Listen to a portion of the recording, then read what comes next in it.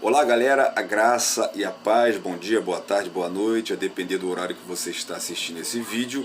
Estamos no nosso canal Colégio do Discípulo, eu sou o Jonathan Cadiz e eu quero compartilhar um assunto muito bacana, muito legal com você, na verdade dar continuidade a esse assunto. Estamos falando do nosso Cristo, e como é bom falar dele, Jesus em toda a Bíblia, Jesus de Gênesis a Apocalipse, e hoje nós vamos dar continuidade, mas antes eu quero te pedir, fique comigo até o final desse vídeo, dê o seu like, compartilha, inscreva-se no nosso canal e nos ajude a propagar essa mensagem para cada vez mais e mais pessoas. Quando você faz essa sequência, quando você se inscreve, quando você dá o seu like, quando você ativa o sininho, quando você fica até o final, quando você compartilha, o YouTube entende que o nosso conteúdo ele é importante e assim ele divulga para mais pessoas. Então você vai estar nos ajudando e ajudando pessoas a receberem essa mensagem do Evangelho do Reino de Deus.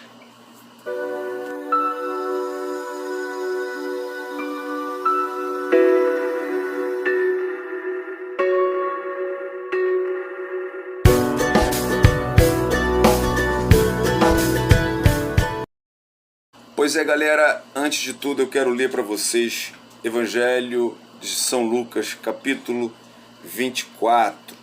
Jesus está com dois discípulos no caminho de Emaús e eles estão atordoados, assustados, porque o mestre deles se foi.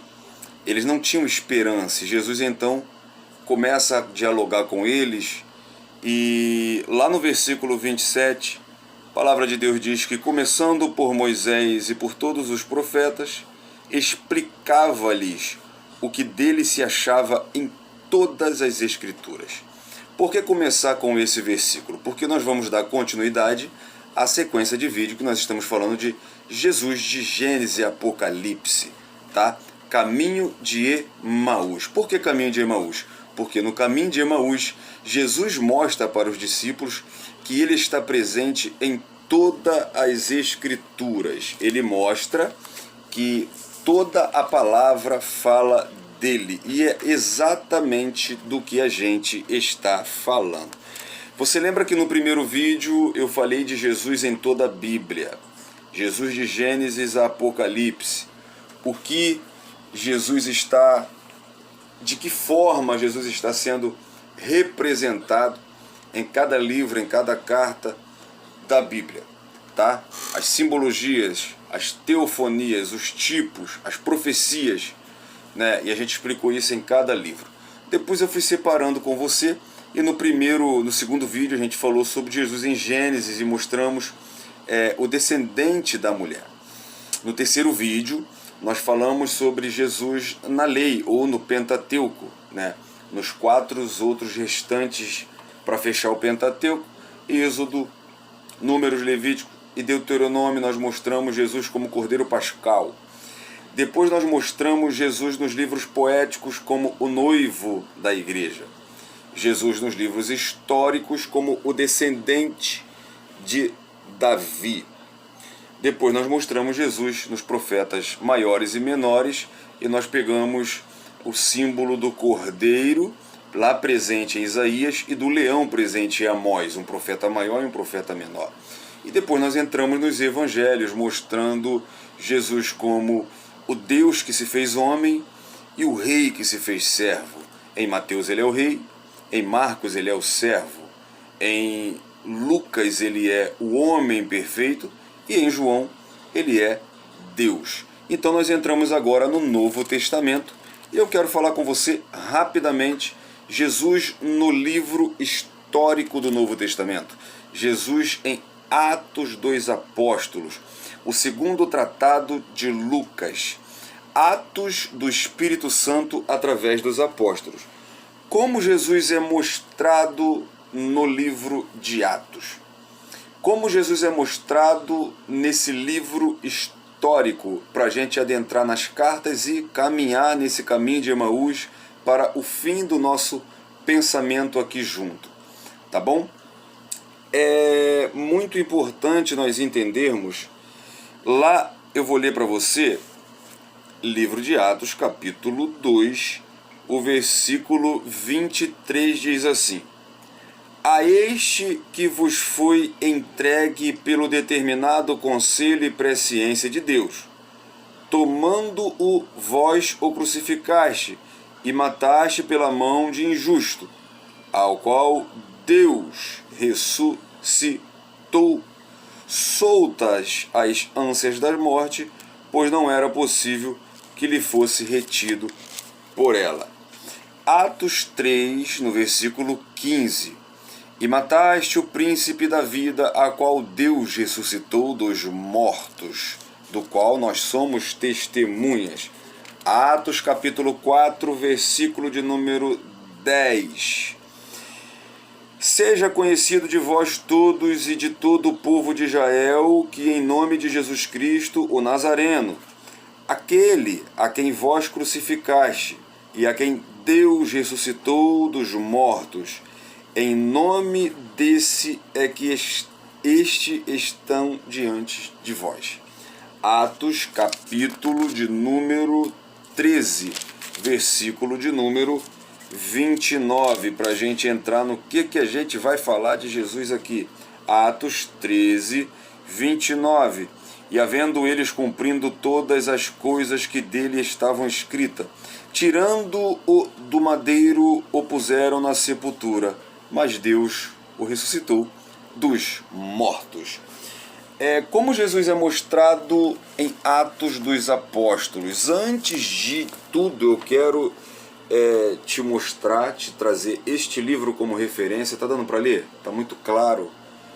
Esse livro é Evidências da Ressurreição de Cristo, tá? De Josh McDowell. Muito bom. Eu vou falar um pouquinho do que está aqui nesse livro para tratar desse assunto hoje, porque no livro de Atos Jesus é mostrado como o ressurreto, o Jesus que ressuscitou, o Jesus que venceu a morte, o Jesus que rompeu as cadeias da morte, Jesus, o ressurreto, no livro de Atos dos Apóstolos. Em primeiro lugar, é importante a gente entender que Jesus, ele morre, ele vai para um túmulo do qual José de Arimateia pede para Pilatos que lhe concedesse um túmulo, que lhe concedesse o direito, de tirar Jesus da cruz para o sepultar. Pilatos então ordena que o corpo de Jesus seja tirado e dá o direito de ser entregue para José de Arimateia, que junto com Nicodemos, fariseu que se converteu também, que pelo menos creu em Jesus e tinha uma boa condição financeira, então eles arrumam um túmulo novo, colocam Jesus, preparam o corpo com bálsamo, com perfume, enfaixam o corpo, colocam Jesus num túmulo novo. Jesus está morto. José de Arimateia pede o corpo do Jesus morto. Pilatos ordena que tire o corpo do morto e dê para José de Arimateia. Um fato curioso que acontece aqui em Atos dos Apóstolos, livro histórico, na história, tá, da Bíblia e na história do mundo, tá bom? Um fato curioso que acontece aqui, e um fato triste, é que todos estão olhando para o Jesus morto, correto? O fato que prova isso é que, primeiro, eles preparam o corpo de Jesus. Para que o corpo era preparado com especiarias, com perfume? Para que o corpo pudesse demorar a entrar em decomposição e assim as pessoas pudessem visitar o túmulo por mais tempo. Então eles não tinham esperança de Jesus ressuscitar. Tá bom? Segundo lugar, porque depois da ressurreição nós vemos claramente que todos ficam angustiados pelo fato do corpo do morto não estar lá. Eles queriam o corpo de Jesus. Eles queriam ver Jesus morto, essa é a verdade. E o triste fato que ocorre aqui é que os únicos que lembraram da profecia que Jesus tanto disse que iria ressuscitar foram seus inimigos. Os fariseus, seus perseguidores, eles lembraram, os sacerdotes e os fariseus, eles lembraram que Jesus a todo instante disse que ao terceiro dia iria ressuscitar. Então eles vão até Pilatos e pedem que Roma coloque uma guarda especializada para tomar conta do corpo do morto. Veja que até agora estamos tratando do corpo do morto. e ali fica de plantão uma guarda que se revezava em frente ao túmulo de Jesus para vigiar o túmulo. Fato é que agora o corpo desaparece, tá? Os céticos vão dizer que o corpo foi roubado. Você sabia que até... É isso aqui que eu quero compartilhar com você? Você sabia que até hoje existe essa briga? Os céticos, aqueles que não acreditam no Evangelho ou em Cristo, ou até os próprios judeus, eles insistem em dizer que o corpo de Jesus foi roubado.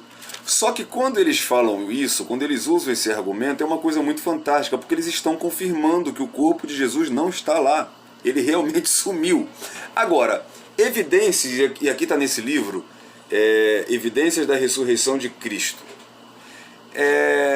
Aqui tem muitos fatores que comprovam que o corpo não foi roubado. Eu vou citar aqui duas coisas que eu achei muito forte. O corpo de Jesus não poderia ter sido roubado, primeiro, porque como que iriam rolar aquela pedra? E olha o que o escritor diz aqui nesse livro. O termo grego para rolar é kulio. Todos os evangelistas usam esse termo porque todos eles falam da pedra que foi removida. Então o termo para rolar é kulio. Quando ele fala que a pedra foi rolada, foi removida, ele usa esse termo. Só que os evangelistas, por exemplo, Marcos, ele usa o termo kulio, mas ele, para explicar a posição da pedra em Marcos 16, ele acrescenta a preposição ana, que significa para cima. Então Marcos escreve anakulio, que significa que a pedra rolou para cima, dando a entender que o sepulcro, o túmulo de Jesus, estava numa posição íngreme e a pedra rolou ao contrário, rolou para cima. Então isso não é um fato comum. Já, deixa eu ver qual evangelista aqui. Lucas, ele usa a mesma raiz, kulio, mas ele acrescenta a preposição apo. Então ele escreve apoculio para descrever a distância da pedra. Então apoculio significa rolar um objeto para longe, dando a entender que a pedra ela não foi só tirada, mas ela foi removida. Primeiro, ela foi rolada para cima e segundo, para muito longe. O que Lucas está querendo passar é que a pedra foi rolada para uma distância bem considerável do sepulcro. Tá bom? Então aqui assusta quem vê e quebra um dos fatos que quebram esse argumento de que o corpo foi roubado. Então os guardas foram arrebatados, em sentido, ou desmaiaram, ou eles não estavam ali, porque é impossível não ver isso. A pedra pesava cerca de 2 toneladas, então não era uma coisa simples de remover, principalmente para cima e principalmente para longe. Então como removeram essa pedra e os guardas não viram? E mais, alguém que iria roubar o corpo pararia, por exemplo, para dobrar o lenço que estava cobrindo a face de Jesus? Ora, você vai concordar comigo que um ladrão na sua pressa, principalmente correndo um risco de morrer pela guarda romana, ele não iria na pressa de roubar o corpo. Espera aí, deixa eu dobrar o lencinho. E esse lenço dobrado também é uma prova de que o corpo não foi roubado.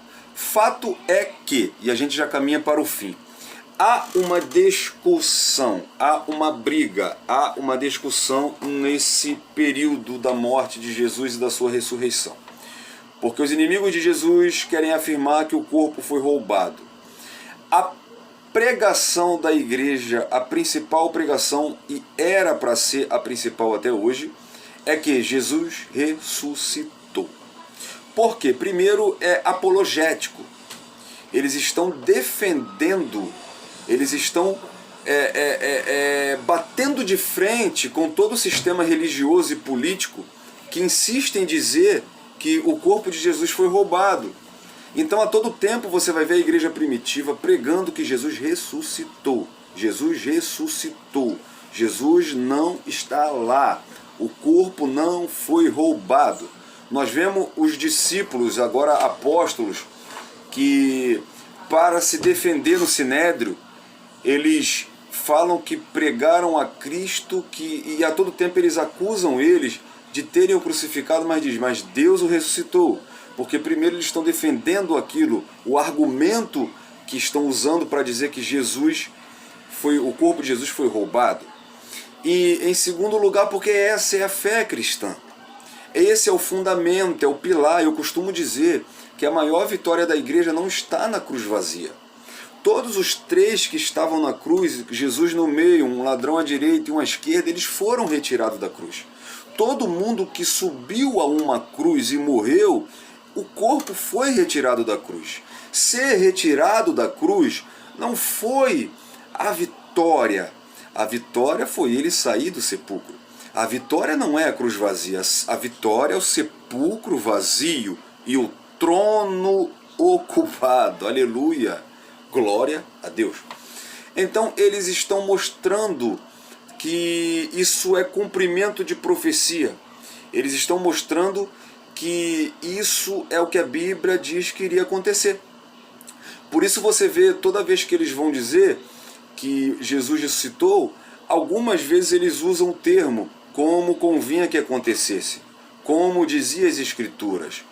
O apóstolo Paulo, no final do livro de Atos, ele é preso também, e ele também se defende usando esse mesmo argumento de que ele está sendo acusado por causa da ressurreição de mortos. Paulo era muito inteligente, ele usa o que os saduceus criam e joga contra ele. Vocês estão me condenando porque eu estou dizendo que Jesus ressuscitou. E vocês mesmos creem em ressurreição de mortos. Então, o fato é que no livro de Atos, Cristo está sendo mostrado como Cristo ressurreto. Por quê?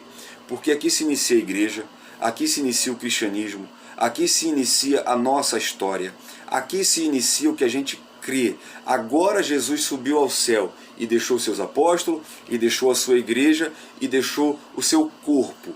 Então, nós precisamos pregar o que Atos dos Apóstolos nos ensina. Jesus está vivo, Jesus ressuscitou, o corpo de Cristo não está lá, Jesus não está lá, ele está ocupando um trono, tá bom? O livro de Atos tem muitas curiosidades e uma delas eu vou terminar dizendo. O livro de Atos é o único livro do Novo Testamento que não possui um final, ele não possui um amém, um assim seja, ele não possui um fim, ele não possui um resumo. Por quê? Porque o fim de Atos dos Apóstolos ainda não foi concretizado. Porque cabe a mim e cabe a você como igreja dar continuidade a essa história. E como que eu dou continuidade à história de Atos dos Apóstolos?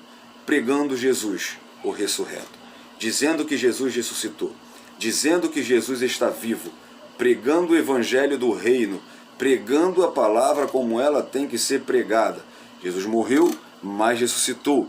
Está à direita do Pai e de lá voltará para julgar as nações e para buscar a sua igreja. Querido, fique na paz, Deus te abençoe, que você possa crer. Se você ainda não aceitou Jesus como seu Salvador, creia, Ele vive e Ele pode lhe remir de todos os seus pecados. Um abraço.